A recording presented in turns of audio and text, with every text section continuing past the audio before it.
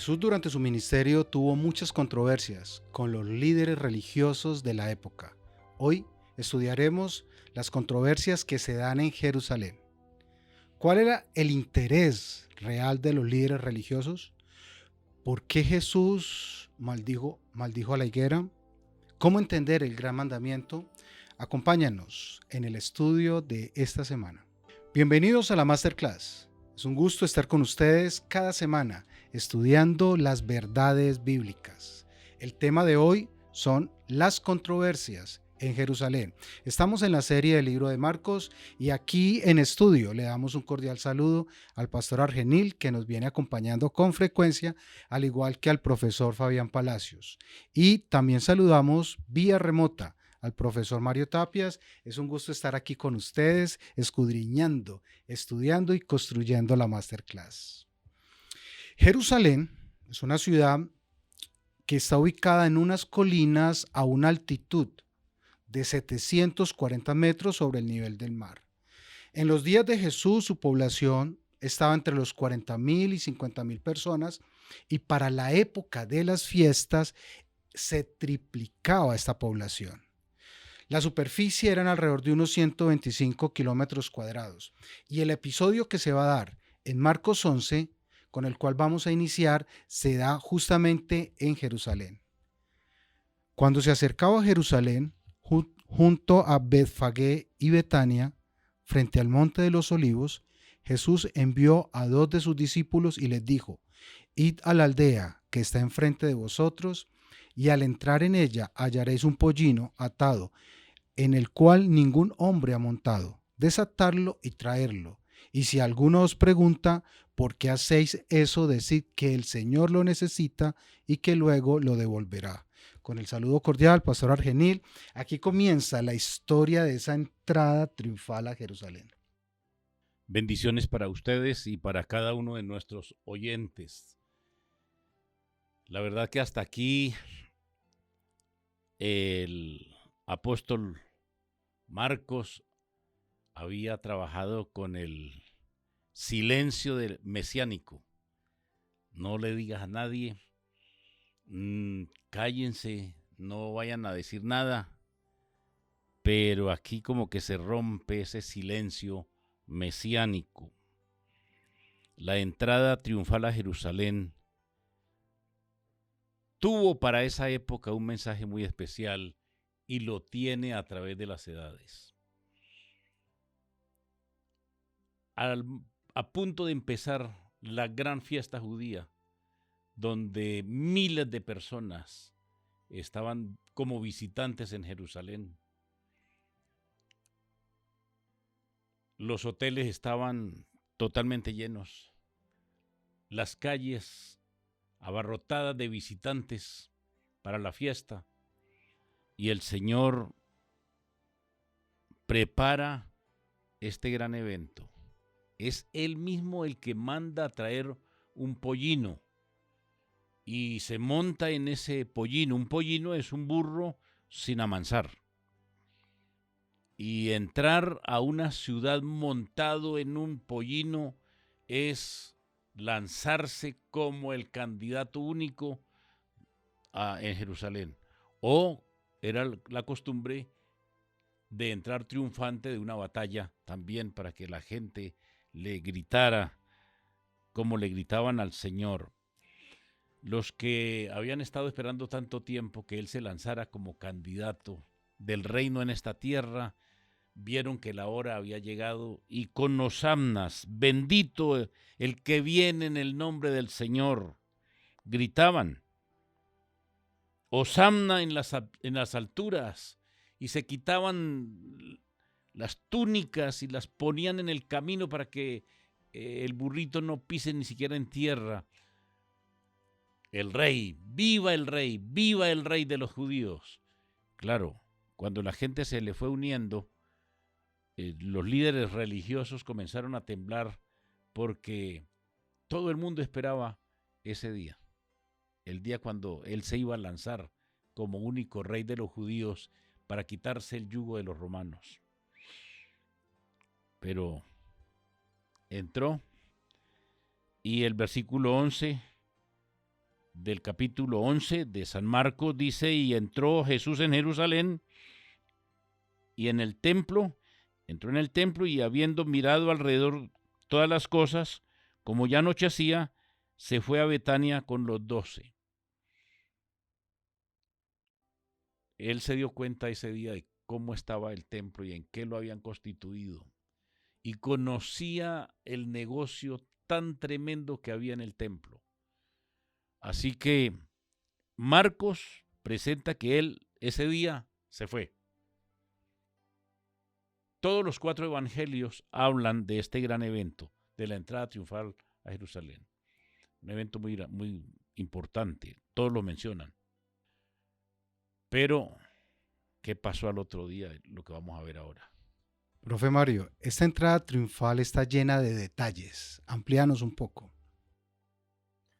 Quizás el principal detalle que nosotros podemos encontrar, que es una profecía que provee Zacarías en el capítulo 9, versículo 9, alégrate mucho, hija de Sión, da voces de júbilo, hija de Jerusalén, mira que tu rey vendrá a ti, justo y salvador, pero humilde, cabalgando sobre un asno, sobre un pollino, hijo de asna. Importante este detalle. ¿Por qué? La importancia relevante en el concepto mesopotámico de los burros, el jamor en hebreo, jamorín en el plural. ¿Por qué? Porque para el mundo antiguo, tanto para los egipcios, específicamente quienes fueron en su momento los más importantes criadores de burros en el mundo antiguo, como para los mesopotámicos, era el animal de carga por excepción, extraordinario, de largas distancias y capacidad extraordinaria entre el 40 incluso el 50% de su propio peso lo puede llevar sobre sí. Pero un punto importante, en el mundo antiguo, cuando los reyes ganaban las batallas, usualmente entraban a caballo, porque significaba victoria, poder, fortaleza, fuerza, poderío, señorío. Pero cuando fuese un rey, un dirigente, entraba en burro, en el jamor, ya fuese en el mundo mesopotámico, ugarítico, acadio, o por qué no, en la literatura hebraica, significa paz, por la mansedumbre y la maniobrabilidad del animal. Entonces el jamor es el símbolo del que entra en paz. No viene a tomar a la fuerza, no va a usurpar, no va a violentar. Es el príncipe de paz que está entrando. Así que este burrito tiene una connotación muy, pero muy importante. Y a propósito, apreciados amigos, si nosotros chequeamos el texto bíblico, descubrimos lo siguiente. ¿Cómo nos parece que el burro es el único animal, el único, en toda la Biblia, específicamente en la Torah hebrea, en requerir ser redimido? Éxodo 13:13 dice, mas todo primogénito del asno, del jamor, redimirás con un cordero, y si no lo redimieres, quebrarás su cuello. ¿Qué significa eso?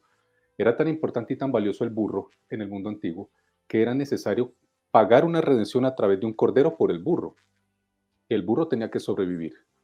Interesante para que lo tengamos en cuenta y quizás más adelante desenhebramos un poquito más de este asunto. Muy bien.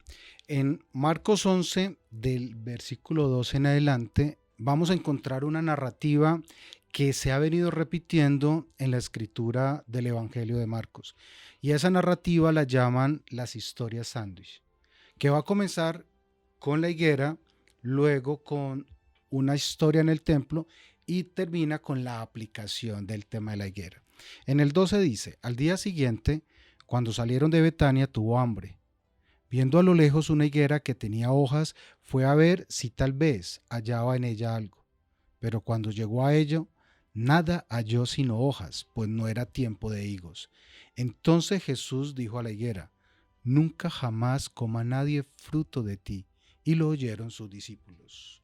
Con el saludo al profe Fabián, ¿cómo explicar esta reacción de Jesús? Gracias, Mauricio, y muchas gracias por nuevamente estar en este espacio. Un saludo para todos. En este contexto vemos que Jesús empieza a acercarse a identificar y a dar detalles acerca de lo que iba a ser el futuro de la nación judía directamente. Los judíos en el tiempo de Jesús del primer siglo se jactaban mucho de su ciudad, de Jerusalén. Y esta tiene pues un trasfondo bien interesante histórico porque sobre el monte que está en esta ciudad Abraham iba a sacrificar a su hijo Isaac. Sobre esta ciudad fue donde se construyó el templo y Salomón mandó a construir el templo, que es el monte Moria. Y también entonces allí debía darse este evento tan importante como fue la entrada de Jesús a Jerusalén, lo que se va a llamar el Monte Sión. El Monte Sión va a ser fundamental para todo el contexto religioso, social y político del pueblo judío. A partir de esto, entonces, eh, la soberbia y el completo orgullo malsano que tenían los judíos acerca de esta ciudad los había llevado escaladamente a llevarlos a un detrimento de la religión judía como tal y de lo que Dios había querido que ellos fueran. Así que Jesús empieza a dar poco a poco detalles de lo que iba a ser el final de la nación judía, y aquí a través de la higuera da una representación de lo que es el pueblo judío en el tiempo de Jesús, una higuera estéril, ¿verdad? Una higuera que se jacta de sus hojas verdes, de su tamaño, de sus ramas, pero que en ella no se encuentra ningún fruto. Y es la misma imagen del pueblo judío en aquel momento.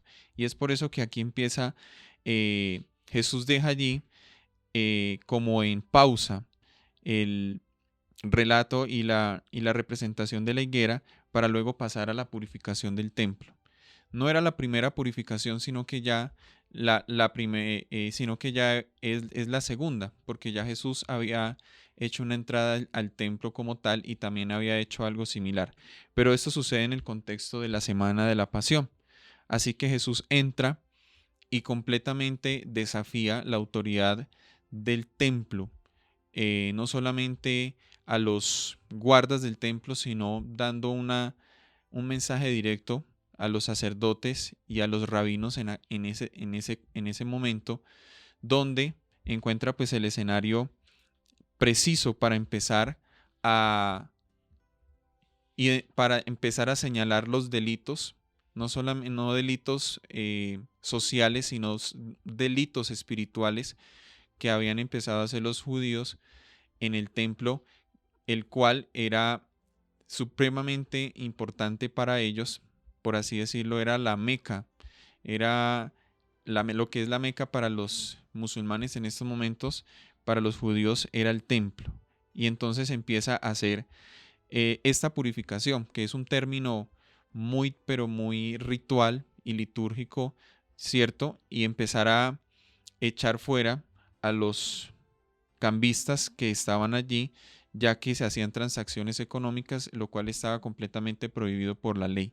Y ahora sí bien, entonces, ¿por qué fue el propósito de que la higuera fuera maldecida? Y es porque no lleva fruto. Y nuevamente encontramos que Jesús maldice la higuera, inmediatamente esta se seca. Y esto es la representación de lo que iba a suceder con la nación judía después de los eventos posteriores de la muerte de Jesús, la pasión de Jesús y su muerte y su resurrección. Justo, pastor, en esta historia encontramos una afirmación contundente de Jesús. En medio de toda esta situación donde él saca a los mercaderes, él afirma, ¿no está escrito? Mi casa será llamada casa de oración para todas las naciones, pero vosotros la habéis hecho cueva de ladrones. ¿Cuándo podríamos decir que la iglesia pierde su función y su objeto principal? Sí, cuando se pierde el objetivo total. Los sacerdotes de la época perdieron el objetivo. Ellos hacían todos los rituales, querían que la gente hiciera los sacrificios, trajeran las ofrendas para hacer los sacrificios. Ellos comenzaron a cobrar en su moneda, no en la moneda del pueblo, sino en la moneda del templo. Y entonces tenían los cambistas, las mesas, para que si usted trae un diezmo, una ofrenda, debe cambiarlo, su dinero, y como venían de tantas partes, venían muchas clases de monedas, se cambiaban por la del templo, que era la única aceptada por los sacerdotes. ¿Pero por qué era la única aceptada? Porque eso era el negocio, ¿no? Esas casas de cambio. Era el negocio de los sacerdotes. El animalito que traían tenían que dejarlo al sacerdote y habían hecho sus corrales en la parte de atrás del templo y cientos de corderos, pero ellos no sacrificaban sino uno en la mañana, otro al mediodía o en la tarde y ya. Ellos no sacrificaban todo ese mundo de corderos, pero sí era el negocio. Se pierde el mensaje, se pierde todo cuando la iglesia existe solo por la parte económica. La parte económica es importante. Los diezmos hay que devolverlos. Pero cuando se pierde de vista la razón de ser de la iglesia, que es el lugar de culto, el lugar de adoración, es el lugar de comunicarnos con el cielo. La ofrenda es parte de la adoración, pero no es el todo. Para los sacerdotes era lo máximo. Y así pasa con algunos clérigos de hoy, ¿no? Lo más importante es diezme, lo más importante es ofrende. Y el que más da, entonces más va a recibir. Se pierde el objetivo, se pierde el objetivo. Quiera el Señor que nosotros como iglesia no perdamos el objetivo de adoración. El templo es un lugar de culto para alabar a Dios, para recibir la bendición del cielo. Y para servir, diera la impresión, profe Mario, en el versículo 22, Jesús da una respuesta donde empieza a cerrar esta historia y dice respondiendo, Jesús les dijo, tened fe en Dios. De cierto os digo que cualquiera que diga a este monte, quítate y arrójate en el mar, y no duda en su corazón, sino que cree que será hecho lo que dice, lo que diga, le será hecho. Definitivamente, Mauricio, la fe es el insumo de la vincularidad del cristiano o del prosélito o creyente. Totalmente de acuerdo con lo que nos decía el pastor Argenil previamente. Tenemos un problema muchas veces que puede ser también interna, de manera confesional dentro de nuestra concepción religiosa, y es pensar que monetizar el sistema y hacer que este mismo se convierta retributivamente en sostenedor de las finanzas generales de toda una organización, pues puede ser muy peligroso. Se nos puede olvidar a nosotros que el objetivo tiene que ver con la predicación del evangelio, que tiene que ver con el crecimiento exponencial de este insumo extraordinario que solo se obtiene por vínculo socioespiritual y psicoafectivo, que es la fe. Y eventualmente ese es el punto focal. El punto focal tiene que ver con que nosotros podemos lograr grandes cosas. Dile a esta montaña, quítate allá y échate a la mar. Pero ¿cómo voy a lograr semejante cosa a menos que yo tenga vínculo con el Creador? ¿Qué pasa? Obviamente en el primer siglo de la era cristiana, el abuso que habían cometido los sacerdotes, que venía de los días inmemorables. Si nosotros chequeamos el Antiguo Testamento y miramos, por ejemplo, qué hacían los hijos de Samuel, hágame el favor.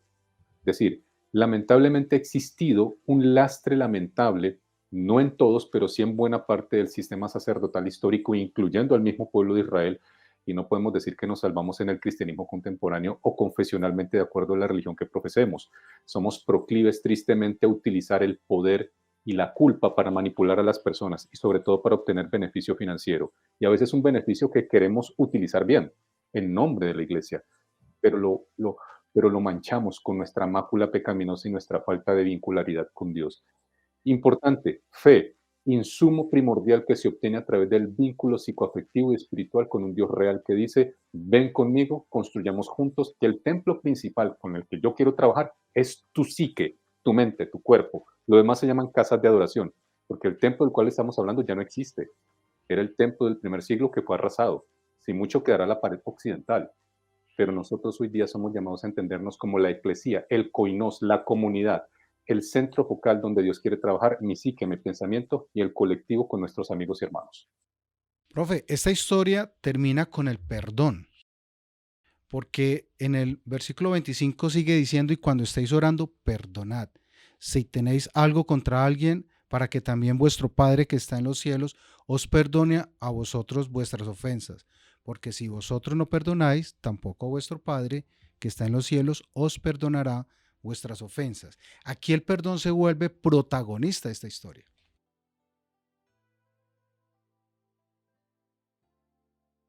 Seguimos con Cali. Bueno, preciado Mauricio, a propósito de ello, pues podemos ver que quizás aquí podemos interpretar este versículo desde el estímulo pedagógico, el Dios que quiere que entronicemos primeramente un principio que es muy importante. Si yo no lo asumo, no lo percibo, no lo experiencio, no lo encarno, difícilmente lo puedo duplicar. Así que el perdón tiene que hacer parte primero de mi vivencia, de mi experiencia, de mi cercanía con Dios, del percibirme, sentirme perdonado y por ende también poderlo otorgar. Es una especie quizás de construir una cadena que proviene de ser una bendición que Dios otorga a la criatura cuando nosotros de manera independiente nos vinculamos con Dios. Perdona para ser perdonado. Pero ojo que tú no puedes perdonar, Mauricio, ni yo, ni ninguno de los de la mesa de trabajo, ni los amigos oyentes o que nos acompañan en Masterclass, a menos que tenga un vínculo vertical con un Dios que es el que le enseña a mi psique, mis engramas neuronales, mi pensamiento, mi construcción emocional a perdonar. O sea que la invitación per se es decir, constrúyete con Dios para que el perdón fluya y también pueda llegar a otros, para que también tú puedas dar perdón y recibir perdón. Se crea una palabra sofisticada que quizás, como decíamos previamente, en el entretiempo anterior, o en el tiempo previo más bien, sofisticada, la reciprocidad, de pronto no utilizada en el marco bíblico, pero que sí podemos rastrear de alguna manera, de forma pedagógica. Pastor, el perdón es con el otro, la relación con el otro. Y vamos a ver cómo este evangelio va consolidando la importancia de la relación con el otro. ¿Por qué el perdón es tan protagonista? Mira, hemos dicho que cada historia y cada parábola y cada acto que el Señor hizo y que registró Marcos, lo registró con un propósito. Y es mostrarnos al Mesías como el Hijo de Dios. El naturalista por excelencia que es Jesús. El que vino a dar vida y sanidad, salud, pasa por la higuera con una multitud y los discípulos y piensa que ahí hay frutos y se acerca porque tenían hambre. No hay frutos, solo hojas y maldice la higuera.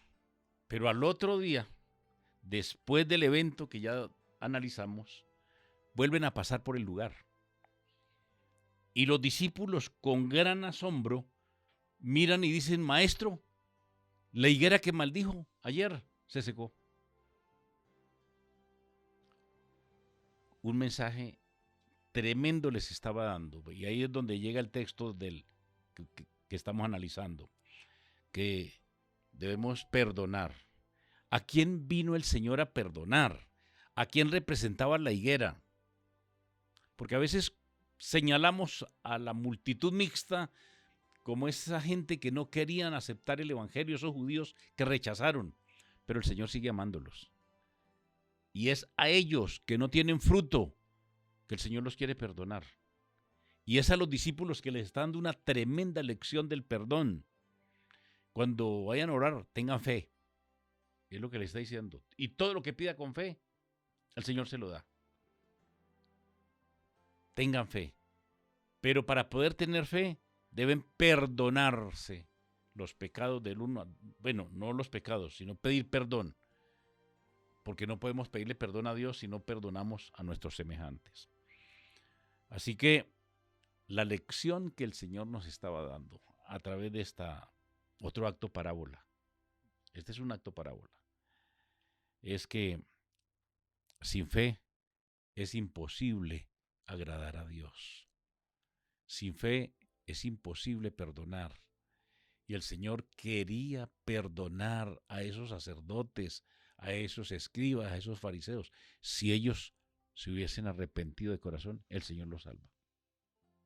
Tremendo. Estamos esta semana desde la entrada triunfal ya en el cierre del ministerio de Jesús.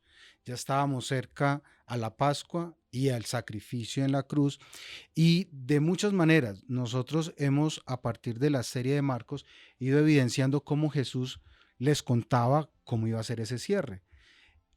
En Marcos 12 comienza la historia donde hay una parábola, Y esa parábola justamente quería traerles otra vez el mensaje de lo que estaba sucediendo o iba a suceder. Entonces comenzó Jesús a decirles por parábolas. Un hombre plantó una viña, lo rodeó con una cerca, cavó un lagar y edificó una torre. Luego la arrendó a sus labradores y se fue lejos.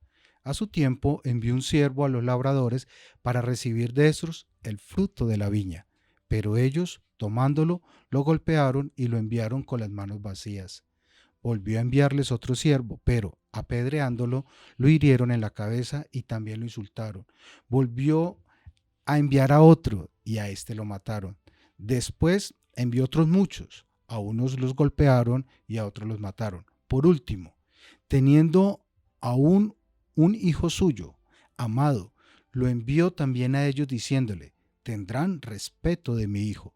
Pero aquellos labradores dijeron entre sí, este es el heredero, venid, matémoslo y la heredad será nuestra. Y tomándolo lo mataron y lo arrojaron fuera de la viña. ¿Qué pues hará el señor de la viña? Irá, destruirá a los labradores y dará su viña a otros. Ni aún estas escrituras habéis leído. La piedra que desecharon los edificadores ha venido a ser cabeza del ángulo. El Señor ha hecho esto y es cosa maravillosa a nuestros ojos. Procuraban pretenderlo porque entendían que decía contra ellos aquella parábola, pero temían a la multitud y dejándolo se fueron. Otra forma como el Señor les contaba lo que iba a suceder y lo que su pueblo iba a hacer. O sea, profe, que uno podría decir, el Señor fue muy claro en sus mensajes. Hoy sigue siendo muy claro en sus mensajes. Vemos cómo en este momento del ministerio de Jesús, ya a 6 días de su muerte, da detalles mucho más significativos de los que había dado anteriormente acerca de su muerte. Anteriormente a esta parábola vemos que fue dirigida directamente a los que cuestionaban su autoridad y quienes le preguntaron acerca de su autoridad. Y vemos cómo a través de una parábola que fue muy clara para ellos, porque en el versículo 12 dice, procuraban prenderlo porque entendían que decía contra ellos aquella parábola, la entendieron, diciéndoles que aquellos siervos que fueron a ese terreno fueron profetas, dando una interpretación, aunque no se dé directamente aquí en el Evangelio de Marcos. Fueron los profetas a quienes ellos y sus padres apedrearon y mataron en su momento. Luego tuvo que enviar a su hijo, que en el contexto es el mismo Señor Jesús, quien de forma muy directa se mete en su terreno, en su propio dominio, que ellos habían catalogado así, que era el templo. Así que es una parábola que nos indica que como seres humanos, como pueblo judío y como iglesia, nos empezamos a adueñar de las cosas del Señor, de su empresa directamente, de todos sus manejos económicos, políticos, sociales. Nos empezamos nosotros a adueñar de ellos y a hacer de ellos lo que nos plazca, lo que a nosotros nos parezca. Y es lo que Jesús les está dando a entender a ellos. Esto no es de ustedes, pero lo han hecho así. Y hoy Jesús nos advierte de igual manera. Este evangelio no nos pertenece, pero en muchas circunstancias y momentos y situaciones jugamos con él, lo vendemos, negociamos con él, pero vemos que esto va a empezar a tener algunas consecuencias significativas porque Dios empieza nuevamente a reclamar como suyo este evangelio que es el evangelio del amor. Y justamente hablando del Evangelio del Amor, a partir de el versículo 13 del capítulo 12, encontramos el gran mandamiento. Y amarás al Señor tu Dios con todo tu corazón, con toda tu alma y con toda tu mente y con todas tus fuerzas. Este es el principal mandamiento. El segundo es semejante. Amarás a tu prójimo como a ti mismo. Entonces, aquí encontramos una síntesis de ese evangelio que nos quería traer. Precisamente dentro de este mismo contexto del templo, empiezan a nuevamente estrategias por parte de los escribas y de los fariseos para tratar de encontrar algún punto con que condenarlos con su propia ley, porque recuerden que no podían llevarlos a los romanos porque entregar a un judío a un romano no era lo que ellos enseñaban y lo que ellos practicaban, sino que debían juzgarlos con su propia ley. Así se meten con un punto fundamental de la ley, que es el amor, ¿verdad? Y esto ya había sido dicho allá en Deuteronomio, y es, ¿cuál es ese gran mandamiento?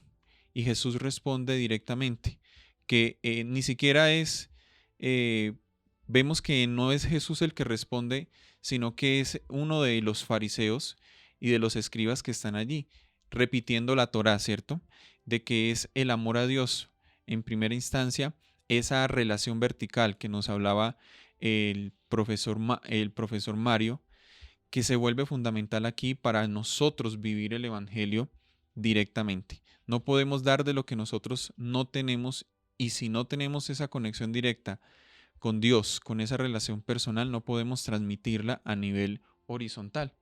Y luego allí viene la explicación de ese punto fundamental, segundo punto fundamental, que es el amor al prójimo. Es muy interesante porque analizar la palabra prójimo en latín es la palabra próximo, y nosotros tenemos que revisar quién es nuestro próximo. Y empezando de la relación horizontal, debemos empezar desde nuestro mismo núcleo familiar. Nuestro próximo es nuestra pareja, ¿cierto? Nuestro cónyuge. ¿Cómo es el amor hacia a nuestro próximo? Ese primer evento o ese primer contexto de este punto de la ley que Jesús está explicando. Luego vienen los hijos, nuestro próximo, otro segundo nivel. Luego pasamos, ¿cierto?, a nuestra familia de sangre. De igual manera, también podemos ir escalando ya a nuestros entornos religiosos, a nuestras iglesias, cómo es nuestro comportamiento con nuestro próximo. Y eso es a lo que Jesús nos está llamando. Examinemos quién es nuestro próximo, desde qué nivel nosotros lo estamos considerando, y que vemos cómo allí Jesús da un punto de comparación, como a ti mismo. Fíjate a ti mismo, y de esa manera debes cumplir esa parte del mandamiento, y así vemos cómo esto es una síntesis de la ley de Dios. Profe Mario, hay un detalle en este gran mandamiento porque dice y amarás al Señor con todo tu corazón, con toda tu alma y con toda tu mente. No es amarlo de cualquier manera. Probablemente lo que estamos viendo es una figura literaria que se llama endiadis, que es el utilizar la sinonimia de una palabra y repetirla de manera constante para que se vuelva, se consolide, para que la palabra quede clara para las personas. Amarás al Señor tu Dios con todo tu corazón, con toda tu alma, con toda tu mente. Pero algo importante allí, me apreciado Mauricio, el entenderlo no solamente desde el hecho de que se está repitiendo de esta manera, sino que quizás lo que nos está diciendo, lo más probable, es una promesa, es algo que va a suceder. Un ejemplo muy sencillo, tú empiezas una relación afectiva con una persona, indistintamente en algún momento de tu vida, que estás en soltería o, en fin, incluso siendo papá, cuando llega tu hijo o tu hija a tu vida, siendo mamá. Eventualmente las relaciones se construyen y se fortalecen en el tiempo. Y en el tiempo desde la intencionalidad y la experienciación, donde de manera activa experiencio las vivencias, las pienso, las reflexiono y acepto, consolido. Que las relaciones como tal, las relaciones humanas afectivas son conflictivas y son dolorosas. Tenemos que aprender a aceptar situaciones, circunstancias, realidades, momentos, incluso verdades que pueden ser tristes y afectantes para la psique humana. Pero será en el tiempo, en la repetición, en la comprensión de que el amor se empieza a construir desde las decisiones, no tanto desde la emocionalidad.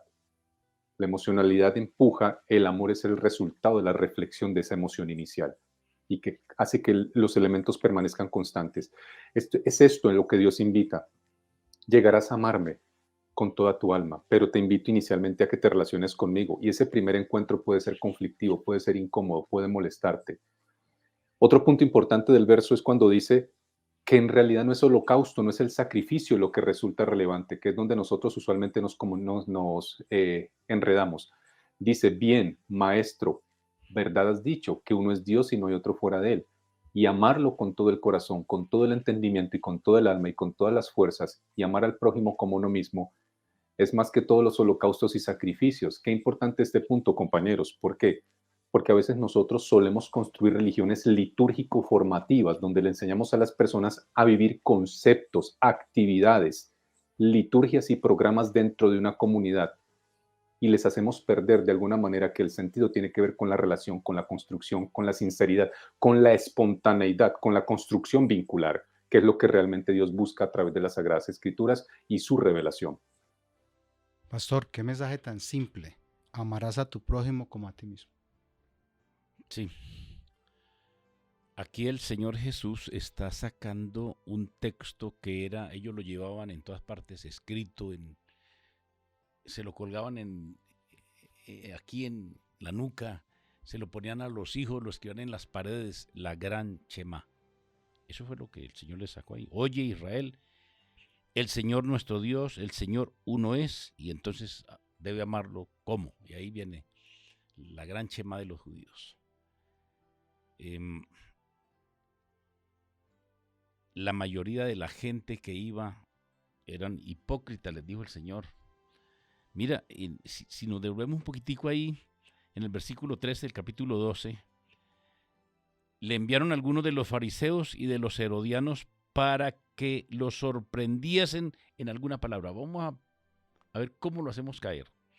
Y viene, oiga, ¿de qué manera le da que cepillada al Señor? Y le dice en el versículo 14, viniendo ellos le dijeron, maestro, sabemos que eres hombre veraz y que no te cuidas de nadie porque no miras la apariencia de los hombres, sino que con verdad enseñas el camino de Dios. Y entonces le hacen las preguntas capciosas. Leí el texto porque para notar la intención, la mala intención que tienen los seguidores. Ame al Señor con todo tu corazón. Esto se lo sabían ellos de memoria, pero no lo practicaban. No sé cuánto hemos estudiado la Biblia, cuánto sabemos de teología, cuánto nos esforzamos para conocer todas las palabras en griego, en arameo, ¿cierto? Nos podemos saber toda una cantidad de cosas, pero amamos al Señor con todo el corazón, con toda el alma. Estás estudiando la Biblia, semanalmente estás estudiando el libro de Marcos con el propósito de acercarse a Dios de verdad, de corazón. Sentimos ese gozo, esa felicidad, que ese era el Mesías que predicó a los hombres este evangelio eterno y que luego murió por nosotros y que hizo la mayor de las promesas que pronto vendrá por nosotros. Estamos aceptándolo con amor. Tenemos ese amor para con Dios, porque ese es el mandamiento de los mandamientos, ¿no? Amar a Dios sobre todas las cosas. ¿Y luego a quién? Y al prójimo como a ti mismo. Algunos han pensado que el Señor cambió los mandamientos, abolió los mandamientos antiguos y hoy solamente hay dos, basados en este texto. Amar a Dios sobre todas las cosas y al prójimo como a ti mismo. Ya dividió la ley en dos. La resumió, dicen algunos, la resumió en dos. Lo que él estaba diciendo aquí es que son dos tablas de la ley de Dios y la primera tabla contiene los mandamientos para Dios, toda la responsabilidad que tenemos para con Dios. Y los otros 6, la relación con el prójimo. El Evangelio es transformador. El Evangelio debe transformar la mente, el corazón del ser humano cuando amamos de verdad a nuestro Dios. El acto de Cristo de maldecir el árbol que con su propio poder había creado se destaca como una amonestación a todas las iglesias y a todos los cristianos. Nadie puede vivir la ley de Dios sin servir a otros, pero son muchos los que no viven la vida misericordiosa y abnegada de Cristo. Algunos de los que se creen excelentes cristianos no entienden lo que constituye servir a Dios.